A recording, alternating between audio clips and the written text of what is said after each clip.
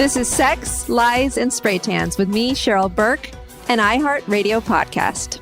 Welcome to Sex, Lies, and Spray Tans. This is such a professional, huge studio that we're in. Blue Wire Studios at Wynn, Las Vegas. Holy crap.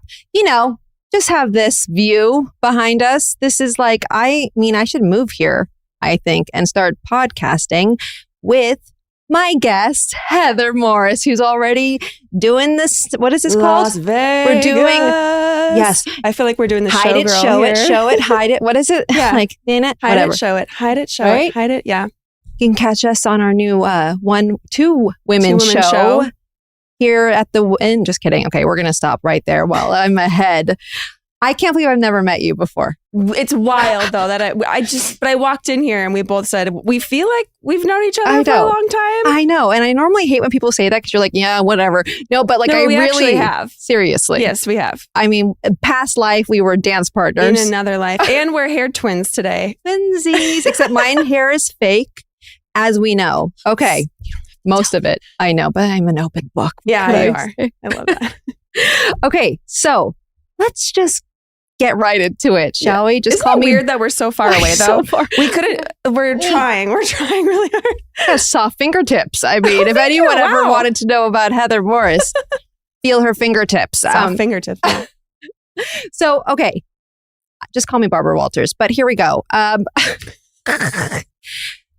You were just obviously with your Glee cast. Mm-hmm. When was the last time you guys saw each other? You were there obviously supporting the writer's strike and the SAG-AFTRA strike as well. Was that an interesting experience? Like, you know, I'm here on the sidelines. I'm not an actor, but yes, I'm a part of SAG. Obviously, you know, I am pro SAG-AFTRA and, you know, whatever is going on is ridiculous.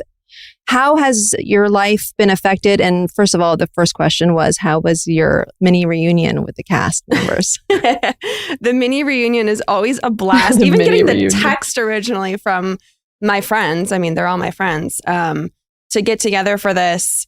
It's like you're trying to contain your excitement because you want to see your friends, but you're also like, I'm here for a reason. Right. And I got to be really serious about it. And like, wear my shirt and hold my sign, which is very important. And I can't lose sight of that. But also like, oh my God, I love you so much and I missed you. And so that whole thing happened. But it's pretty casual because we see each other often anyways. Oh, okay. So it's not like it's this weird moment. Okay, so have you ever picketed before? Because that must be an interesting experience. Like I have not. And I was shocked at the amount of honking. Right. It was jarring. And it felt as though those people were getting paid to do that because it was so excessive. I just couldn't understand how much honking. You think they were getting paid? Maybe. I don't know. They were not. No. I know they weren't, but it felt crazy because they just wouldn't stop honking. And it's not like it's they're just showing their support, obviously. They're showing their support and they're so proud and obviously they're allies and they know why we're there. But still it's loud. And you want to talk to us a little bit about your actual sign that you were holding up. Is so sweet. I know. It was a little tribute to Naya. To Miss Naya. Oh. I mean, I didn't make the sign. I was gratefully handed the sign by the person who put it together. And so I didn't anticipate it. But I thought it was such a beautiful little tribute. Yeah. And I mean, just the sight of that, like just the symbol of what Santana meant was just so vast for so many people. And so even just looking at a sign like that, it's instantly like puddles and tears. You know what I mean? I got chills when I saw it. Yes. The sign said, "The only straight I am is straight up broke." I love it. And that couldn't be more fitting. I felt Naya in there. I felt it. Yeah. Straight up baroque. Is that how she would say it? Like, I don't know. Yeah.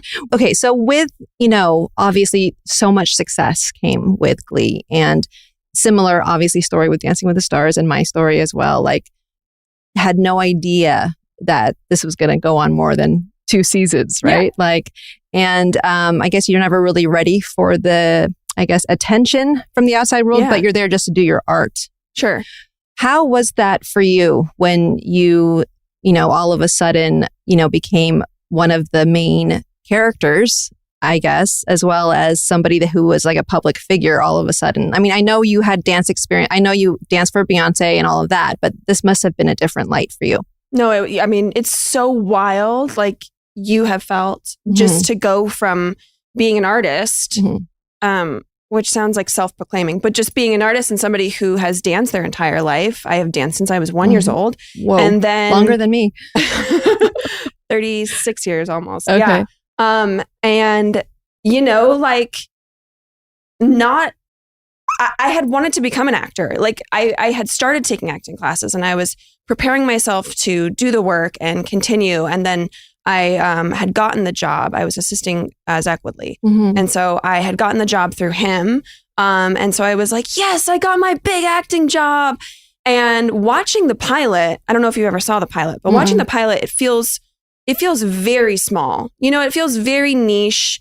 And it's like this dark comedy that it just sets itself apart from so many different things. And so when I watched the pilot, I didn't ever anticipate it would be that big. Got it. You know, it felt like this really cool gig I got that could feel small. I could work on my craft and I'll kind of grow into the industry and like make my way up, if that makes any sense. And so to be like literally shot into the cannon of like, you are bigger than the Beatles at this moment. That's crazy and jarring. And we were sat down and like kind of prepared by Ryan Murphy, but like, wait, how does one prep for that? Like, what does one say to you? How do you prep for that? You can't just say, oh, you're going to become famous. Kids, please sit down here in my office and we're going to talk about how famous you're about to be. Like, don't you wish there was a crash course?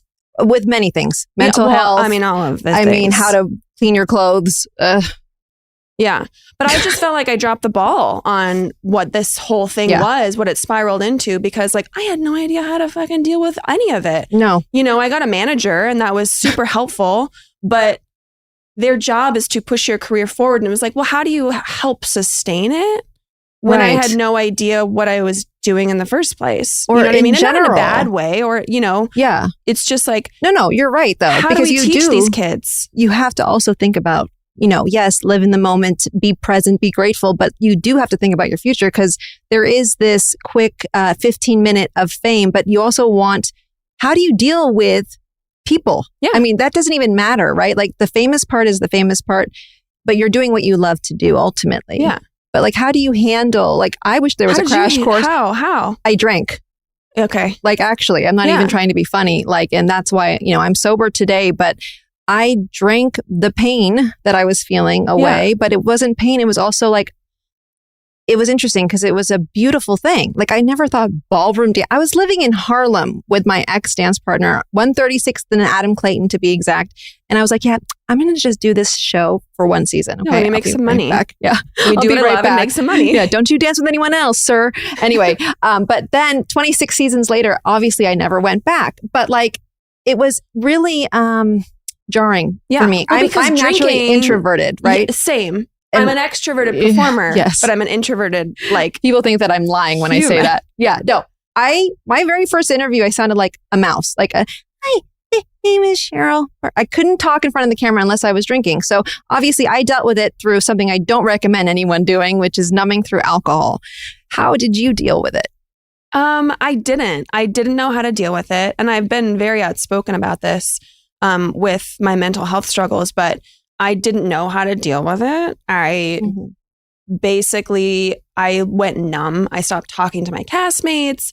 I stopped wanting to wear makeup. I didn't want to see anybody. Like it was just this whole dark hole I went into, and it was just, for the time, it wasn't something that was spoken about amongst castmates, amongst, you know, your peers or your family members, or, you know, it was, even though it was 10 years ago, 12 years ago, it was still taboo-ish. Does that make any sense? Yeah, Maybe it was just starting to sprout, but I just felt really alone in that. And so I still just like kept getting like deeper and deeper into my dark hole. And I'm grateful that I got the job, but I wish somebody would have just like pulled me aside and said like, how can we help? Yeah. Like, how can I, you know, help you get through this? So what was a really beautiful gift during that time was I got pregnant in no way, shape, or form am I saying like when you're in a bad place, go get pregnant and have a child. Like great way to numb. Great way to numb. No, I'm not saying that.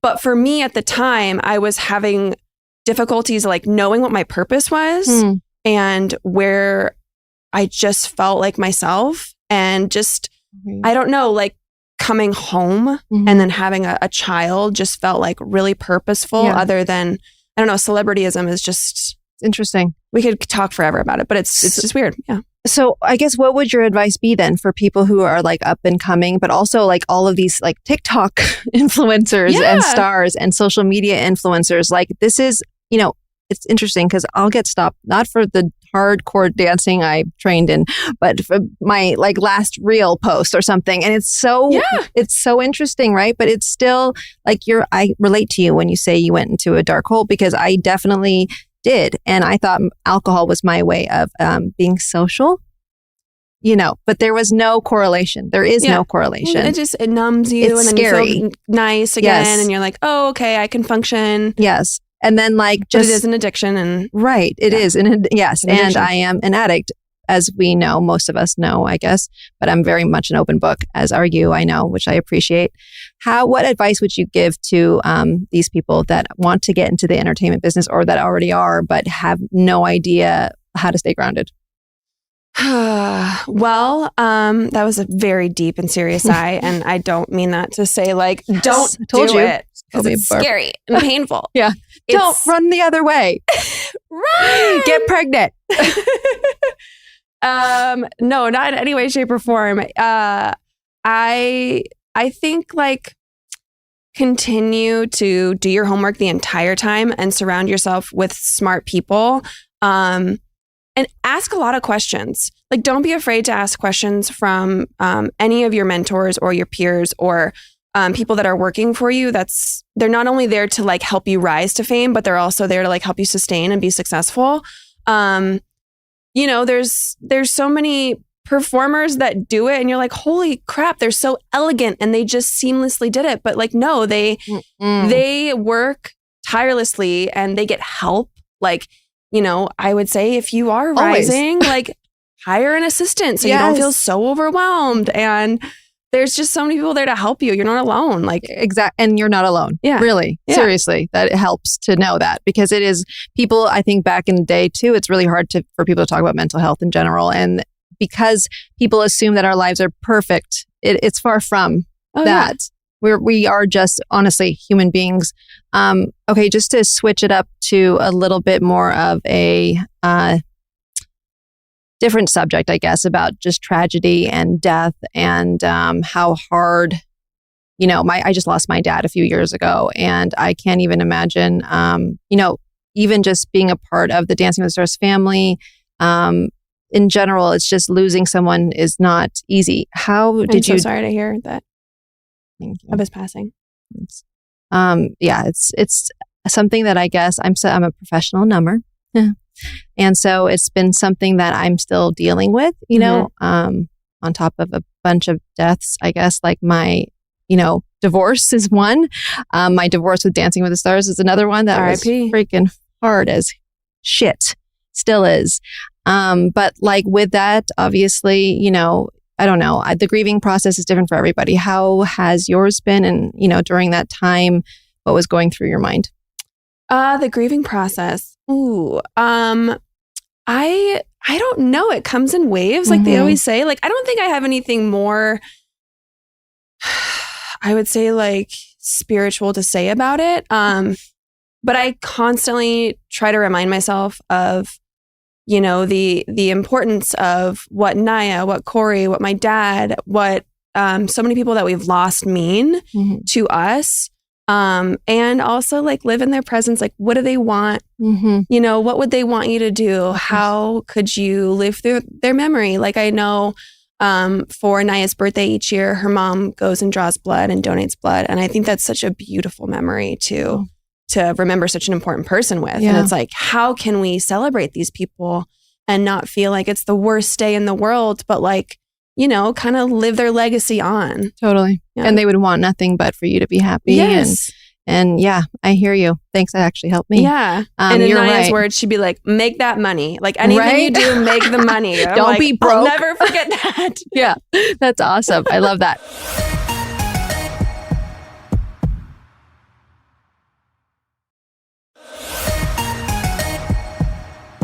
So, let's switch it up a little. We're going to just talk all things Dancing with the Stars because this podcast. Let's do some jive dancing. Let's do some jive kicks. Nah, we're going to not do that. I hated jive. But your jive was great. Mind you, okay. How do you know about let's jive? Just cut the bullshit. What the hell? You basically had switch up week because you danced with Max and Alan, who was troupe back then. You did what was your season? Season 24. 24? Right? Yeah. 24. I have the worst memory. You could ask me something that happened 2 minutes ago and I'd be like, I have no idea. But your long-term memory, I'm sure, is intact. Yes. Yeah, that's all that matters. I need to do matters. memory games. I need to be better at that. Seriously? Yes, same. I mean, my mom has early stages of Alzheimer's and it's scary. It's scaring me because not to switch it to this, but just memory is very important. Dance does help though. Dance does help. And yes, that's why I do teach. So I'm you do? Keep it keep it within. Keep Let's memorizing. keep I have a trainer, my boxing trainer. I'm like, give me routines. He goes, but this is not what we do in boxing. I said, I'm not trying to fight anyone. We're just trying to work the brain here. Can you imagine somebody attacks you and you're like, jab, jab, cross, 1, 3, 5, 7, 8, and 5. I'm like, wait, what? You would throw them off for sure. Yeah, totally. I knew it. So you got a lot of hate for your dance experience. Mm-hmm. I, as a seasoned pro, 26 seasons, let me dust off my white blazer, on the strip of Las Vegas here at Blue Wire Studios. With nipple covers. Yes, with no nipple covers today. We're going I should all have out. mine on. Do you remember the girl that would check your nipple covers on Dancing with the Stars? Oh, for sure. It was like, okay. Mm-hmm. Yeah. Okay. Anyways, let's talk about nipples another time. How was I don't know. I wasn't there, but yet I was there in spirit because I'm still a fan, will always be a fan. I watched your season and it must have been challenging to deal with everyone saying she's got dance experience when I know that when you have dance experience, it actually hurts you more than helps you on Dancing with the Stars. Not used to being with a partner because I'm a group sport dancer. So for me, it was nobody. I did lifts, but I never was partnered like that because you have to actually let somebody lead you, and I had never been led before, and so those poor partners, Max, they're fine. They're fine. You know what? I actually wish I would have flowed better, gone with the flow, you know what I mean? With it and just to those haters been listen, yeah, I'm a dancer. So what? Who cares? Everybody's here doing their best, living life, having fun. And I think I took the pressure of it and tried to take it on and be no, it's fine. Just be really professional and be very, just do your job and be serious. When in actuality, no, the audience kind of just wants to hear who cares? Everything's okay. Right. JoJo Siwa is a professional dancer and did she win? No. Nicole Scherzinger did. Is a professional dancer. She won. I mean, look, I was trying to teach AJ McLean how to freaking cha-cha and that was impossible because he's a professional dancer. So it's it's not necessarily, everyone's going to have their own challenges. Yeah, exactly. But is that how you took it? No, you were really upset. Were you upset or you were numbing? You were numbing. Was I upset? When I got kicked off at the time, it was shocking. No, that's another conversation. Were you upset initially when you started receiving Oh no, I was just that's fine, right? Okay. Yeah. Cool. All right, bye. And it should have just come out. I should have been guys, I'm coming. Yeah. I'm coming. Yes. Yes. Yeah. No, I wasn't upset at all. I just. It didn't mess with your mind. Because listen, no. Dancing with the Stars is physically, yes, demanding, but I find it to be more mentally challenging. Okay. Because of the pressures, of course. Well, there's stories that they want to push. And so you have to follow the stories. Ish, in your own way. And things change and happen. And then your partner, so let's get to it. So Maxim Chmerkovsky. I've known him since I was a teenager. Cheers. were you a fan of Dancing with the Stars prior to you joining the cast? I'm going to say yes, but I'm going to shake my head no. No. We are going to have real talk. I was not a fan. You never saw the show. With the Stars. No. I had watched a few. I knew Amber had been on Dancing with the Stars, and so I'd watched like a few of her performances.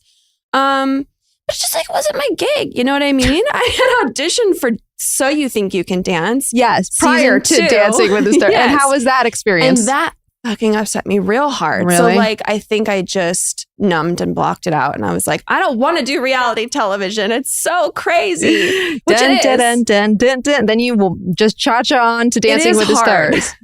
So, but I was like, you know what? I'll give it another shot. And I'll have fun and whatever. So what was your, I guess, conversation or interview like with Dina Katz, who's the casting director of Dancing with the Stars? Was she like, wait, you were on So You Think You Can Dance? Like, did she even know that you were on? Or like, yeah, I think so. So she was I just hope like, she did her homework. She was so sweet and nice. Yeah, like, she is nice. And then she had a job to do. So like, I didn't really chat. Right. And were you kind of like, maybe this is not going to be fair? I mean, were you thinking any of this or no? Of course the conversation was always there. Yeah. And it was always like pre-interviewed, like, just so you know, it's going to be controversial. Okay. Like the second that happens, I'm going, oh my God, are they using this like to promote the show? You know what I mean? Like, is the negative of me? Like, and so I'm sitting there going like, okay, just don't let that hinder your dancing ability. Just have fun and be real. So yeah, that was that. And that was in my mind, but I was like, just don't give into it. Don't do it. Like, just dance and have a great time. Control what you can control, which is your rumba walks. Okay. Oh my God. Do you remember that? Guys, that Did you just have performance PTSD? was my favorite though. Like the way that he choreographed that number was so good. I have to say, okay, so let's just talk about Rumba's. First of all, it's always harder to dance with less choreography than it is just to like do a jive. So much harder. Your leg action was beautiful. You know, I also have a relatable story to mention to you because I got a 60 out of 60 with my partner, Juan Pablo de Pache, and we got eliminated. I'm still not over it. Not over it. Never will be. People are like, get over it. And I'm like, you get over it. Thank you. I'm allowed to have feelings, okay? Yeah. Like it is insanity. Yeah. Anywho, do you think Max was the reason you got eliminated? Do you think Max was the reason? God damn it. You got to blame somebody but yourself. Oh God. Was there that much hate towards this one person? Max? Yeah. No, I'm just asking you. Like, do you think he was the reason? Like, because he had just come back from his injury. He was injured. You went from Alan, who was so excited to be there because he had just finished, you know, he was like graduating from troupe to pro almost. Like he was right on the cusp. Like this was his time to shine. He was so dang cute. Yeah, I know. But isn't he He talks a little. I don't care. You know, he is sweet though. I just want to squeeze He's his so cheeks. excited to be there, and he still is. Like, is he? Yeah. Oh yeah. He's so excited. So excited. You can see it through his body language. And then you have someone like Max, who's a seasoned pro, who isn't necessarily the easiest of like coaches. Either am I. I get it. This is how we were trained in when we were professional dancers. You know, like there is no affirmations, positive affirmations, unless it's deserved. Right? I mean, I grew up with negative affirmations. Like you have to tell me I'm the worst dancer in the room, and then I will be amazing. And if you tell me I'm great, I'm like, what's wrong with me? Wait, how are you with compliments? I have the same problem. Like when people generally say, "Heather, you look beautiful today." I have gone to, I've gotten them altered compliments. I've gone to a seamstress, and those compliments now fit my body, whereas before they would just sag and fall right off. So you're all about it. Okay. Yeah. I don't feel all great about them, but if you tell me, I'll take them and I appreciate it. And then I'm like, okay, yeah, that might be right. That might. I love maybe custom made alterations and affirmations. Like Dancing with the Stars is amazing wardrobe department, mind you. So, okay. It must have been really hard though honestly, to switch from one partner that you did like a 2-week, 3-week training period prior to the like premiere. 3 weeks with. Yeah. And then all of a sudden I know from experience, it's different when you dance with Max and with Alan, completely two different feelings. Right. Now, I'm not saying one is better than the other. I'm just saying it is just, it's different. Who did you prefer to dance with? You can't ask me to pick favoriets. I'm not asking. No, wait, it's like asking this is part child. of my. Listen. Well, who's your favorite child? No, I'm kidding. I'm kidding. Who do I prefer? Like no, because I'll tell you right now. I prefer dancing with Max than Alan because Max made me feel more feminine. I guess. Like, and also with for sure. with my body type and with Max, it just looked aesthetically better. So the way he choreographs definitely is more fitting to the female. Like it's different. It feels like real ballroom. Like different strokes for different folks. Yes. So you say Max. Yeah, I think for the time it was probably like it felt a little adolescent. You know what I mean? To do those couple weeks, and then going back to Max was like, this is the adult Dancing with the Stars. This is the Godfather. This is Dancing with the Stars after dark. After dark. And maybe that was hard for the viewers and the audience. Like, I think that's the only way I could attribute that performance not doing well is because, like, maybe in his new show that he just put on in Napa, right? Like, that's a wonderful dance for that. But like for a TV show, it might not have been the best. Why?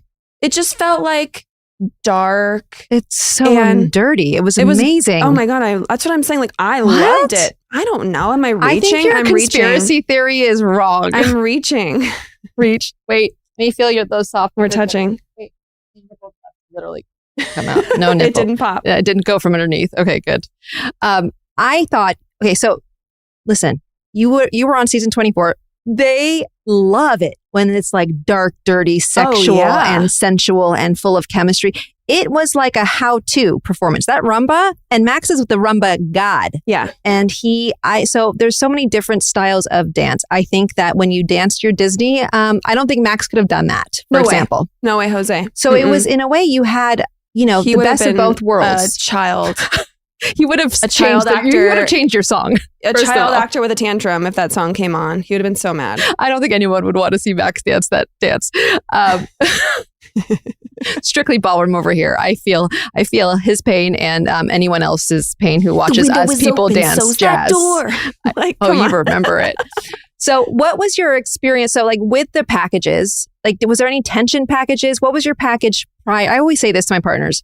The order of priority on Dancing with the Stars is number 1, your package means more than your dance. Then your live interview with the host, whoever your host was back then. And then comes the dance and then the scores. Like, honestly, I do believe that is like the priority. And I think it's so important for people to come on a journey with you. And, was it Max also, as we all are very competitive, we want to win. And with that comes a lot of pressure we put on ourselves. Did you feel like he was doing that because people expected you to be perfect right out of the gate? Well, what's interesting about first of all, me and then like Max and is that the right grammar? Max and my dynamic is that like I'm not a competitive person. Oh, really? In any way, shape, or form. Okay.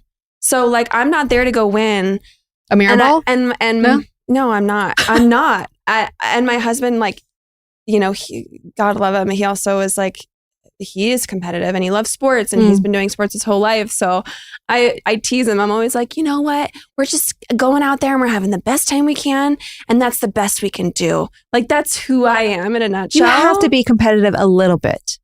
With yourself? So when I teach, no, because I only beat myself up too much if I am. Like, I'd rather be authentically me than like push myself, which might be super lazy. But how did you untrain? How did you untrain that then? Because you said because then you beat yourself up, which means that you had experience of judging. So like in the audition rooms for acting, right?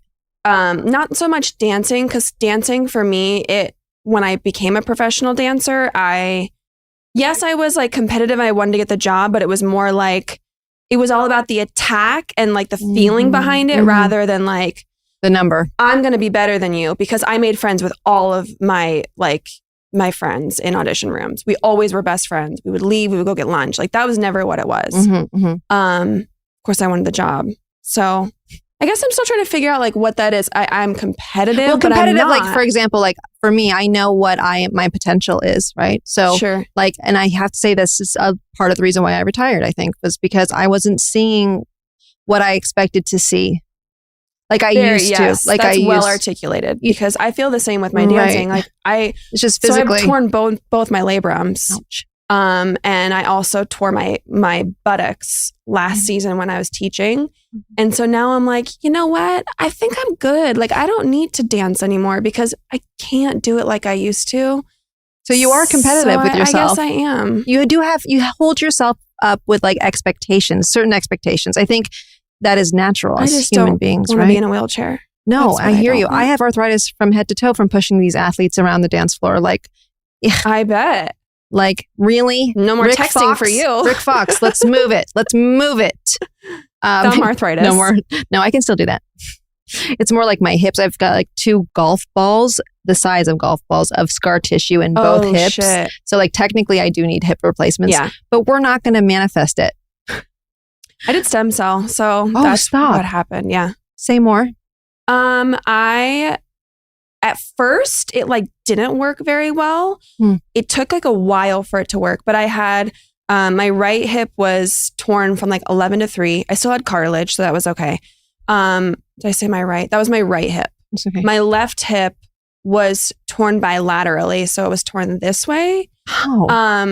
And so I did stem cell. And did it work? I wanted to stay awake during it. So I like That's weird. Whoa, this mic just hit me in the face. I wanted to like see this thing happen. You know what I mean? How painful. It was so painful. Like, are you fucking kidding me, Heather? Go to sleep. Why would you want to stay up? Sleep, ho. Why? Go to sleep. Yeah, exactly. The song you should have been listening to. But like, why?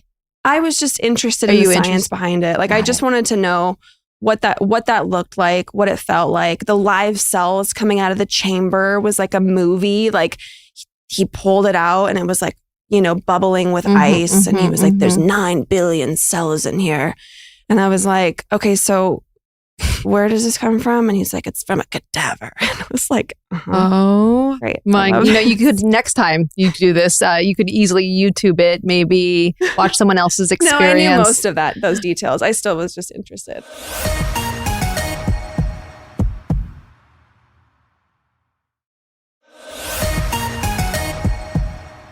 We're playing rapid fire questions starting now. Are you ready? I'm ready. Oh God. Okay. Do you think Alan or Max brought out the best in you? Which one? Who brought out the best in you? Huh? Alan.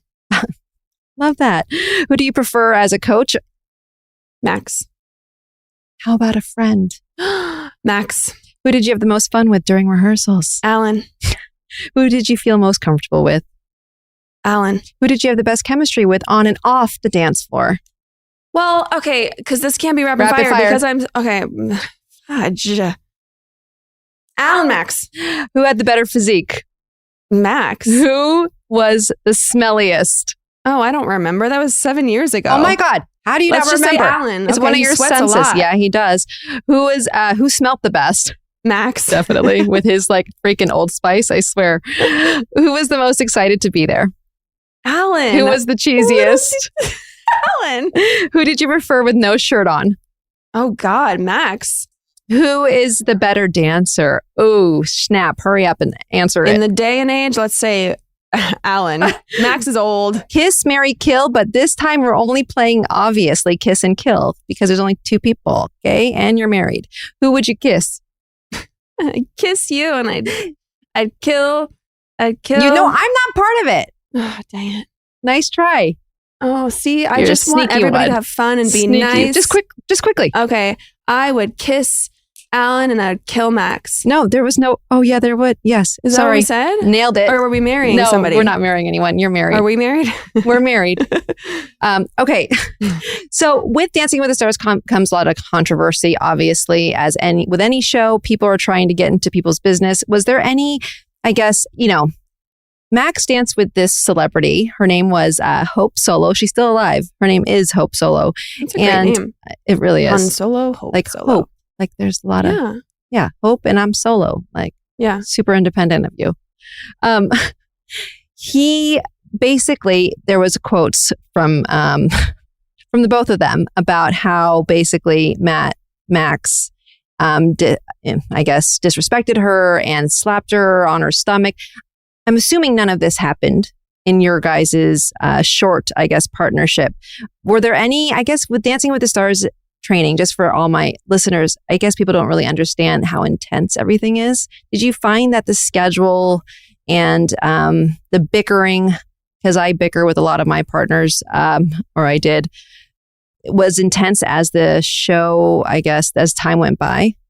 Yes.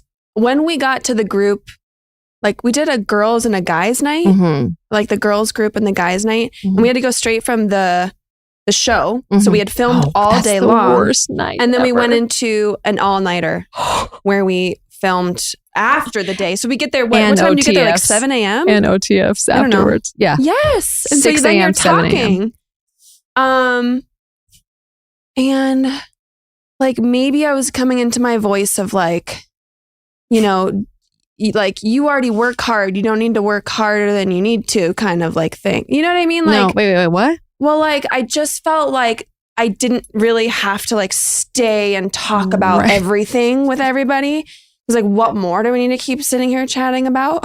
Right. So you're talking about the team dances when we all... The team dances. Yes. So for fans, obviously you guys know what that is, but basically this show is live. So we rehearse 7 days a week. Don't care what anyone else says. We don't have one day off. And with that and getting everybody scheduled together, it is important that we rehearse that same night when you've made it this far to team dances, which is about going and heading into week 6, right? Yeah. Then you have to go straight from from a 6 a.m. call time on set. We dance live, we wrap, we still have press afterwards, so we're not done till 7 p.m. Then they expect us to go to Dancing with the Stars rehearsals. With a group of individuals. Correct. With our team. Yeah. And that goes until at least midnight. Exactly. And that was me of being like, well, I'm a professional. I don't have to, you know, right. Like I don't have to stay and do all this. I'm not 16 anymore. Like I'm not striving for things. You're not that which hungry. Could sound like, yes, it could sound terrible. I'm so sorry. But I was like, I'm tired, man. I want to go to bed. It's like 9 o'clock. So you're, the angry Heather came out. I was just, I shut down though. I don't like get mad. I just don't talk. And that doesn't translate well for TV. No. I just look like a resting bitch. Oh my God, I have the best. Me and Whitney. And I think you joined the new club here of the resting bitch face, RBF club. Whitney does have a resting bitch face. I mean, I definitely do too. Yeah. It's just takes less energy to not smile than smile. Yeah. I mean, I love to be happy. I mean, it doesn't mean I'm not happy. But at like 9 p.m., I think most humans naturally like to go to bed. So was Max back then? That was his first rehearsal back. Oh, was he excited to be back? Yeah. So that must have been good. Like how was that experience? I'm was sure that it was more exciting for him to like sit with his wife than it was to like come into rehearsals, you know, like because PETA was there. I mean, he sits with his wife when he was injured. So I'm sure he just had a baby. So right. Like it was a brand new thing. He had just had Shy. Yeah, Shy. He had just had Shy. And so that whole experience for him was like brand new and he was excited. And so, he was excited to be back. But was it like, so did the show, was that moment, the moment that tested you, basically, is what you're trying to allude to? Yeah, thanks for putting that the right way. Because it was. I was just like, okay. Guys. It's also mid-season That's probably blues. when they decided, like, she's got to go. Like, you're so dumb. She needs to go to bed. She can't make it anymore. She's too old. That RBF face of hers, resting bitch face, ain't reading. Okay, Middle America, they don't love you now because of the RBF. No, you got to be on a carton of milk and looking happy. Why do you think you got eliminated? Why do I think I got eliminated? I think it's a big tornado of all those things. It's like, why do you think you got eliminated? Why do I think? Yes. I can't say that because I'm a conspiracy theorist. So am I. Let's go. I think it was for ratings. Okay. I think it was a shocking elimination. It was a shocking elimination at the time. This is going to be used against me. No, it's not. It felt like it was for ratings and they wanted more people to vote. And I was like, God, I love your honesty. Jesus Christ. Like, oh, I knew it. The initial thought came true. But again, like you never know. Maybe my RBI was too much for everybody. RBF. My RBF was too much for everybody. And I think it was that the audience didn't want me there. So they said, boo, Heather. They said, get out of here. You're not giving us enough. Listen. I'm not competitive enough. I was just like, okay. Yes. Okay. Well, we're going to cut to commercial. Just kidding. There isn't one here yet. Okay. You know what? Listen, conspiracy theory, whatever you want to call it. Of course, that goes through people's minds, especially when you are also in the same boat. Like, of course, there are moments where I think the same thing, like what you just said about it's time for some mid-season shocking eliminations. Here we go. Goodbye. You're not, too married to the show. You've had 2 partners, for God's sakes. Like, you can't be that connected to it. And so, shit happens. Anywho. I mean, I could have remorse for saying that, but at the same time, like, I don't know if they're ever going to invite me back. So, like, it's a TV show. TV show. Yeah. And they need the ratings. Like, I have been a producer now for almost 2 years for a podcast called The Bystanders. And I get it now. Like, when I look back at all the things that I was so defiant about, because I am a 3rd child. And so I'm very like, I know what I want and that's it. And so the things that I've said no to, or like the things that I just don't understand, I'm like, how dare they? Now as a producer, and I see like the whole of it, I'm like, you know what? There's so many different sides to this. Obviously, we want people to be watching. We want eyes on this. Otherwise, we don't have a show. So it's the same for something like this, where like you do essentially need just like a little quick moment. Yeah. Was Max pissed? I don't think so. Again, like the way that I saw him in that time of his life, he was like happy. He had just had a baby. No, for sure. I think he was a little, down and out, like, because he had, I think, a couple seasons where he like had drama or whatever. And I think this might have just been a little bit hard on him, but he still just seemed like, okay, cool. Like, let's just keep going. Yeah. I'm going to go back to being a dad. I'm sure. Exactly. I'm going to be a dad. And a business owner. Has Alan thanked you for his career? I mean, I'm just wondering. Well, I went on tour. Did you know that? I went on the traveling tour. God, how is that? This is no more hotels, right? Were they putting you up in hotels yet? No, we were staying on the bus. The first 2 tours, though, that I was a part of? Yeah. You were like rock stars. I mean, listen, I toured with Beyonce and we stayed in hotels. Yeah. Wait, how was that experience?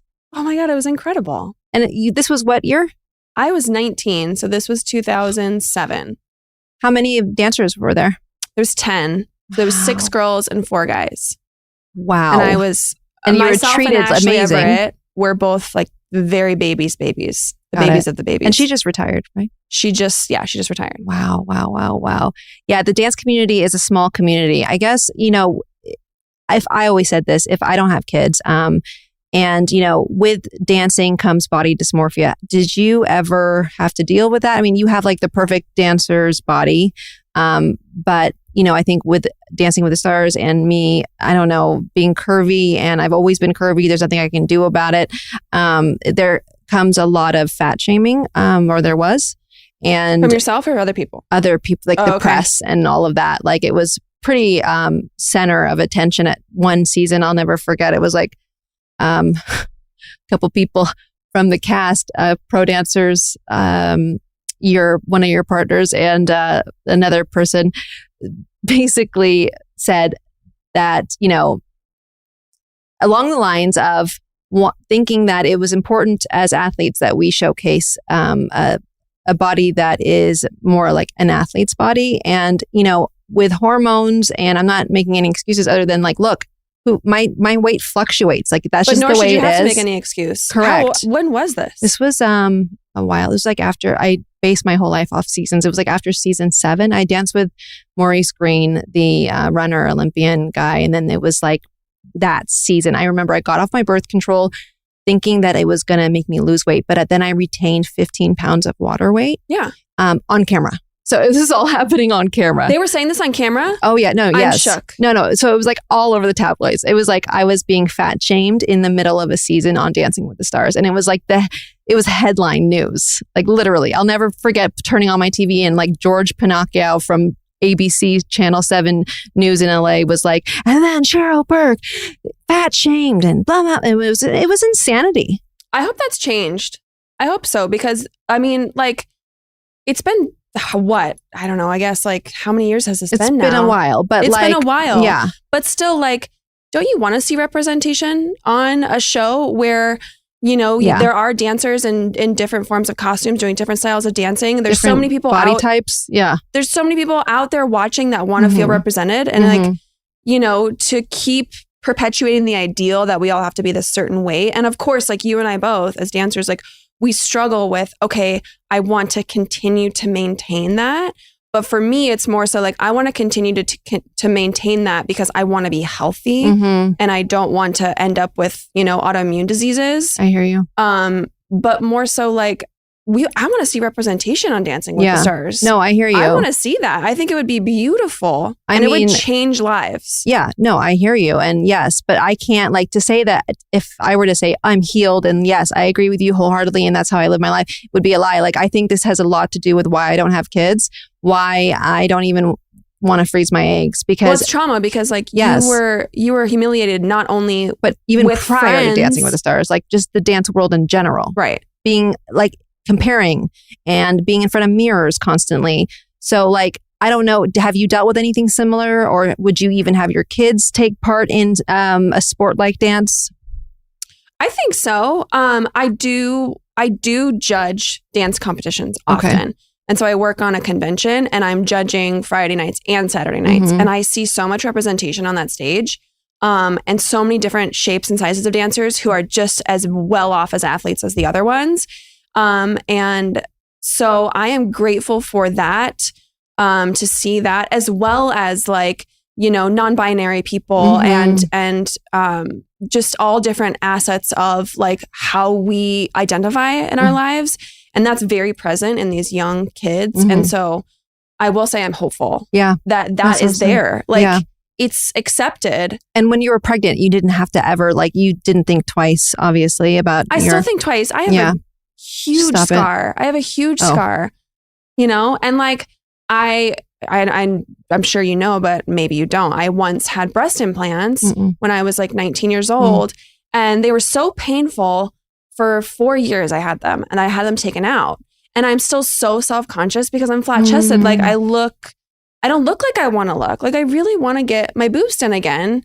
And it's I still sometimes shame myself and not more so of right now, I look fine. It's more so I want to look sexy for my husband. I want to be fucking hot when I'm having sex. You know what I mean? You are hot.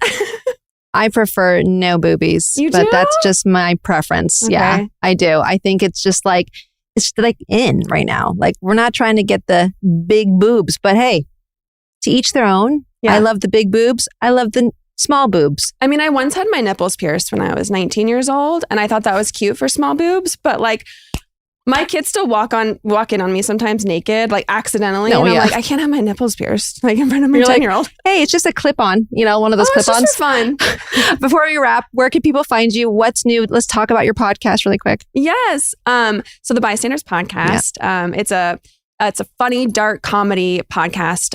It's a new season, new storyline every season. And this season we have Kathleen Turner, Jolo Trulio, Beth Dover, Luke Cook, who is hysterical. Really? Have you watched him on TikTok? Yes, his term? Yes, of course. I mean, amazing. And then the way he attacked the person. Is he always that funny though? Yes. Naturally. He is so good to watch. He's so inspiring. And so this season, these bystanders, they happen upon an event and nobody gets involved with this attack. And 1 year later on the anniversary of that event, they all find themselves waking up bound and captive by a crazy man who tries to teach them, how to be a better person, essentially. Oh, interesting. It's so funny. I would say it's like the White Lotus of podcasts. It's just so weird and zany and fun. And these actors that we had Kristen Chenoweth in season 1. Jane Lynch narrated both the first and the second season. And it's such a great recipe. And not only that, the creators, we have an all-female creative team as well as the executive producers. So just, I don't know, the whole feeling behind it just feels so positive and everybody's so supportive. Yeah. That's awesome. It's just amazing. Where can people find it? It's called the Bystanders Podcast. It's now available on all podcast platforms where you get podcasts. Yes. All right. And where can people find you on social media? You can find me on Instagram at Heather with 2 R's, Elizabeth with 2 H's at the end, Jesus. Which is a dread. And I want to find the person. I just want them to raise their hand. Hey, this is me who stole your name. Seriously, you can do that. Yeah, but how? I need a step-by-step. This is you need to hire someone for that. Oh, okay. Yeah. I need to give you the number. Oh, okay. Yeah. But that's rude. That's really rude. Heather Elizabeth. And then is Twitter cool anymore? No. So We're we don't all even talk that about new Twitter. one. Threads. Threads. I'm kidding. I refuse right now. I mean, it's I'll the same be there thing. soon. Okay, I'll see you there. I'm just a little late and I'm taking a nap and then I'll be there. You know why I okay? love it? Because I'm not even taking pictures for it. We're just texting with the thumbs. Okay. And then that's it. Like Twitter, ish. What's the concept? I mean, we might It's the same thing as Twitter. Oh, okay. Yeah. It's just thoughts. Yeah. Until Threads sponsors this podcast, though, let's stop talking about them. I love you. I love you, sister, from another mister, from another world. Yes. Seriously. From another universe. We will talk more on our flight back to Los Angeles tonight. But make sure you guys check out @Sex, Lies, and Spray Tans and follow us and DM us on Instagram. Make sure you guys follow us @Sex, Lies, and Spray Tans on our Instagram handle. And make sure you comment. Let me know who you want me to interview. What do y'all think? Let me know.